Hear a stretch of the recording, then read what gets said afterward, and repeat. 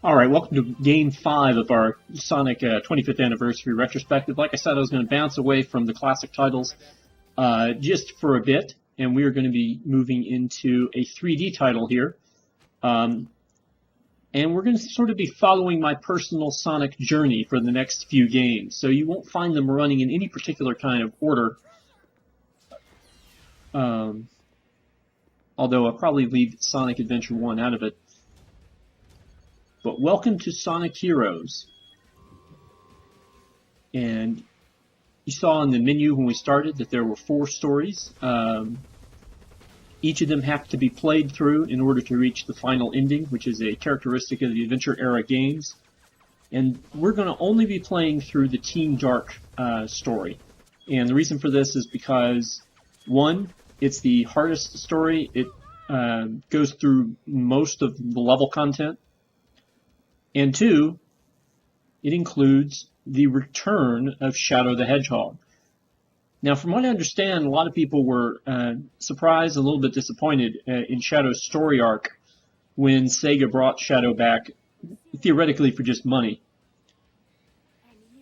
And in order to make the team mechanic work in this game, they also had to throw in a new character for this team, Team Dark, which have their origins in Sonic Adventure 2, but the original third partner was Dr. Eggman himself, even though they weren't necessarily all copacetic in that game.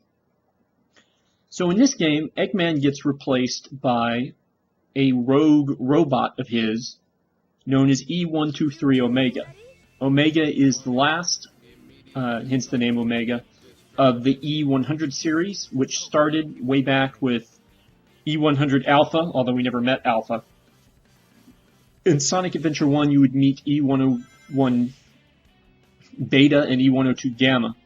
And Gamma was actually a playable character in that game. So you could say that Omega was an attempt to sort of bank on some of Gamma's popularity after they hadn't done anything with it in Sonic Adventure 2. So here goes the team. Now you can already see that there are 3 characters on the screen, and they have different color identifiers, and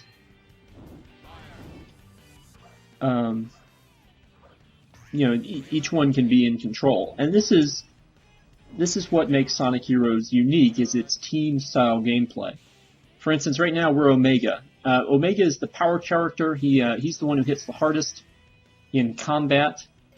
He can kill things in one hit easier than Rouge and Shadow can. Now, there for a brief moment you saw Rouge was in control. She's the flight character of this group. She can bring the team up to higher platforms it couldn't ordinarily reach. And when fully powered up, Rouge has a very devastating air attack. I think it's called the Thunder Shoot, although it doesn't have anything to do with lightning. Right, and then finally, our last team member is Shadow. Now, Shadow is a speed character.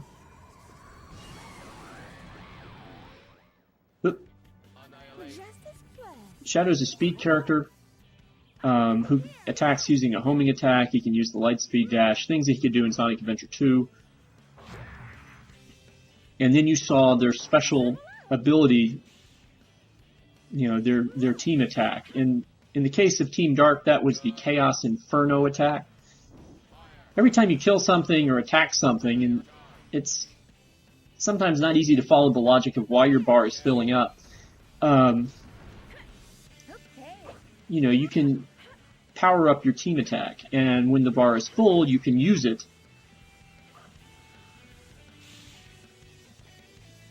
to clear the screen of enemies and get a secondary effect. In the case of Team Dark, the team that we're playing here, that secondary effect is Chaos Control, which temporarily stops time. This means that enemies that we don't kill, but we might run into later on in the level, will stay in place. And, later on we might talk about what some of the other teams do, but things are happening already a little bit faster than I'm able to keep up with here.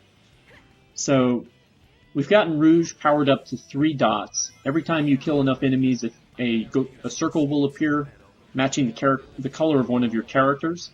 That's a level up. It will increase their combat abilities. And see there, you can see we found a blue circle in that balloon, and that leveled Shadow up. Now, my personal playstyle in this game is not the speedrunning playstyle. A person who is good enough at this game to be able to speedrun it would probably level up the speed character first.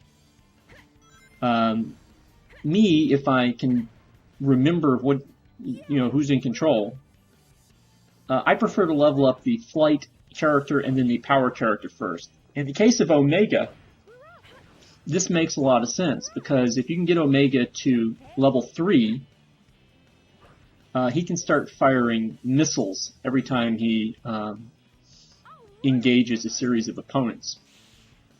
Right now, Omega's at level 1. We just got him another level to level 2. So level 1, he would be shooting some machine gun bullets.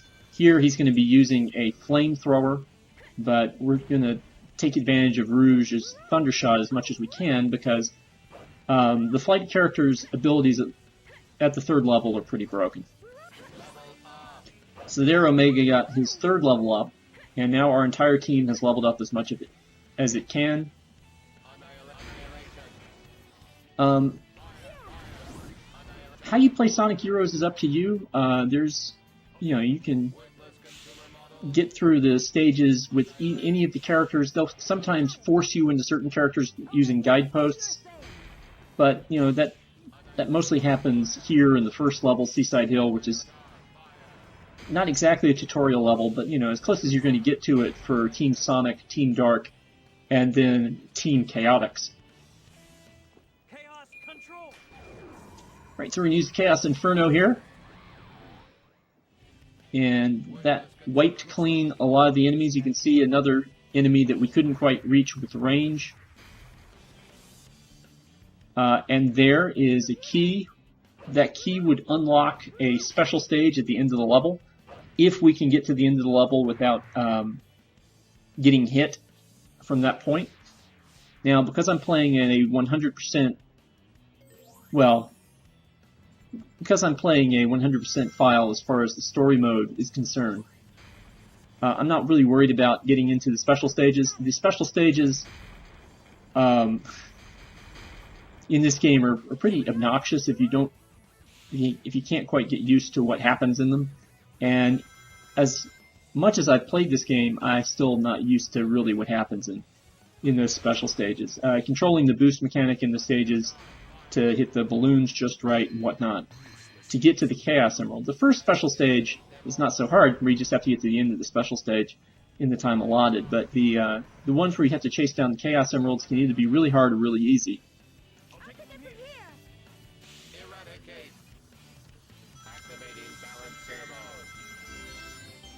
Right, so here we are headed toward the end, and you can see there are a few little glitches with this game, like missing that place where we get shot up by the cannon.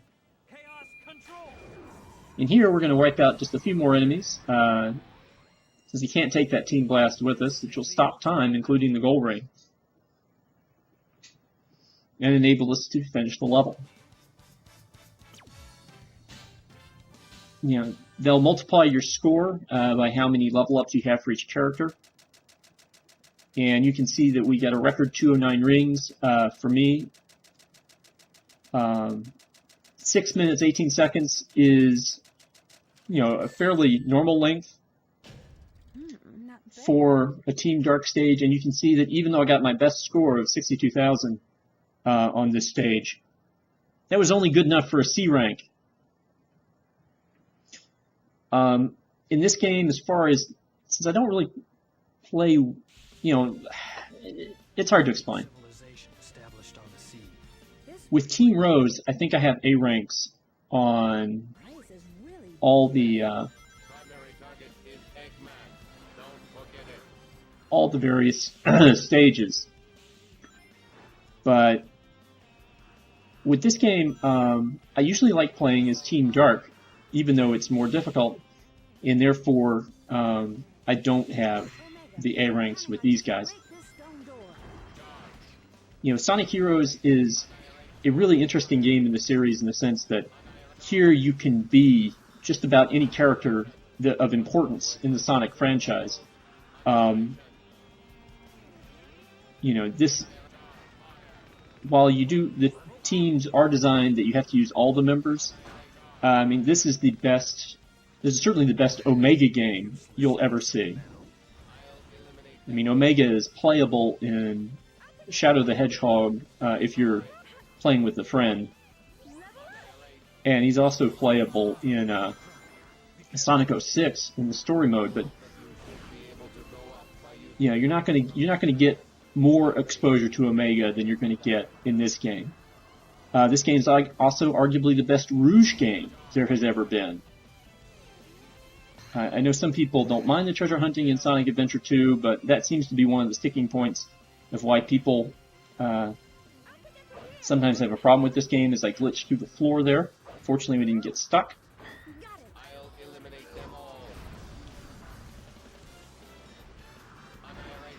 And then, you know, Sonic Heroes, also the best Big the Cat game that there is out there.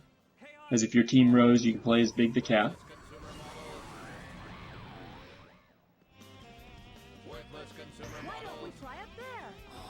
And it's the best Cream the Rabbit console game, because she also shows up on Team Rose. And it's probably the best Amy Rose game to be available on console. So there's a lot to love about Sonic Heroes if you like the menagerie of characters that are present in the Sonic universe.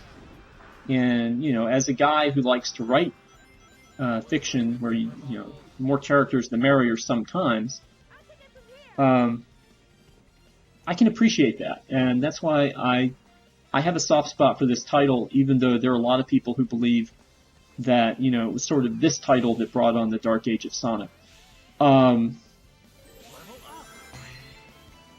You know, over time, I'm not really sure that's true. I've found that each Sonic game in the series has its own merits, and so, you know, I have a fondness for this game. I have a fondness for Shadow the Hedgehog, and yet, if you look at consensus pictures of how the Sonic fan base feels about the various 3D Sonic games, Heroes and Shadow are usually poorly compared to Sonic Adventure 2 or Adventure 1, and that's normally why they get the shaft. But really, if you just want to play a game where you jump into a 3D world as a Sonic character, and potentially, you know, with other characters, I think Heroes really is your game. Because if you play Generations, you can only really be Sonic. And if you play Unleashed, you can be Sonic or Fuzzy Sonic. If you play Lost World, you can only be Sonic. In Heroes, you get a fully 3D, fully 3D levels that attempt to be true to the game's classic roots. Another issue when we're talking about the Sonic franchise is whether or not it stays true to the classic Sonic formula. And everybody has their own ideas of what the classic Sonic formula was, but one of it had to do with level design, having different routes you could take through a level, and a little bit of exploration. And Heroes brings that in spades.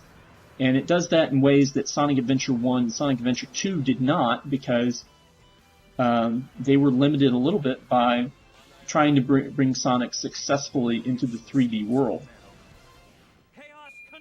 You know, they're not on rails. And Sonic Adventure 1 and Sonic Adventure 2 are not on rails in the same way that Sonic and the Secret Rings or Sonic and the Black Knight is on rails. But Heroes really tries to build on some of the freedom there. You know, for instance, on this little area, we could have gone through these turtles in any number of ways, It just depends on how long we want to spend in the level. Now you get graded at the end of each level, as you've seen, and part of that has to do with the amount of time you spend in each section. So, you know, clearing out the section for the sake of killing all the enemies to be able to get to your level ups as fast as possible will probably hurt your time score. But there's no penalty. I mean, you know, if you finish with an E rank at the end of a level, you still pass the level. It's not like it sends you back and tells you, you're not going to be able to play basketball this year. You need to go back and get, you know, at least a C rank. Now, what I'm having trouble with here is a thing with the triangle dive. Tower characters can grab the other two in order to float up these big fans, but you're better off starting the move before you get to the fan. You get to the fan first, your guys will bounce around like you saw me doing there, and it'll be more difficult for you to get them back, clasp their hands back together. Okay, and you can see, I'm using Omega a lot here. Another reason I don't consider myself particularly an expert Sonic Heroes player, because one of the complaints of this game is the fact that the characters have different physics than they had in Sonic Adventure 1 and Sonic Adventure 2. And those physics, that physics difference is sometimes called ice physics. And it gets explored more in Shadow the Hedgehog, which is the next title that sort of used this engine to do the next game. Here's the triangle jump from the speed character. And we stayed on the walls perhaps a little bit more. But sometimes you're just not really sure where your character is going to land when they go bouncing around, and this is mostly the case with the speed character, which is why I try not to control, or I don't spend a lot of time controlling the speed character. Another problem I have is this little section where where it's hard to tell how to accelerate to get away from these little stones. You want to be the speed character first of all. If you try to be Rouge in this stage, you're just going to get killed.